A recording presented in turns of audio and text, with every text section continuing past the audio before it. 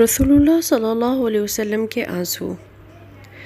9 ہجری کو جب رسول صلی اللہ علیہ وسلم غزوہ تبوک پر روانہ ہوئے تو اس مشکل ترین سفر میں بھی حضرت ابو ذر رضی اللہ تعالیٰ عنہ نبی صلی اللہ علیہ وسلم کے ساتھ تھے۔ راستے میں جب آپ صلی اللہ علیہ وسلم کا اونٹ سست پڑ گیا تو لشکر سے بہت پیچھے رہ گئے۔ آخر اونٹ سے اترے اور اس کو وہیں چھوڑا اور سامان کو اپنے کندھوں پر اٹھا کر پیدل ہی چل پڑے۔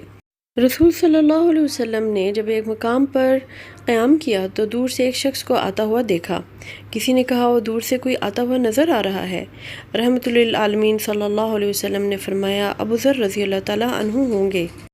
تو لوگوں نے کہا اللہ کی قسم اللہ کے رسول صلی اللہ علیہ وسلم یہ ابو ذر ہی ہیں۔ سرور عالم صلی اللہ علیہ وسلم نے آگے بڑھ کر خود ان کے کندھوں سے سامان اتارا اور فرمایا ابو ذر رضی اللہ تعالیٰ عنہ اکیلے ہی چلتے ہیں، اکیلے ہی مریں گے اور قیامت کے دن اکیلے ہی اٹھیں گے۔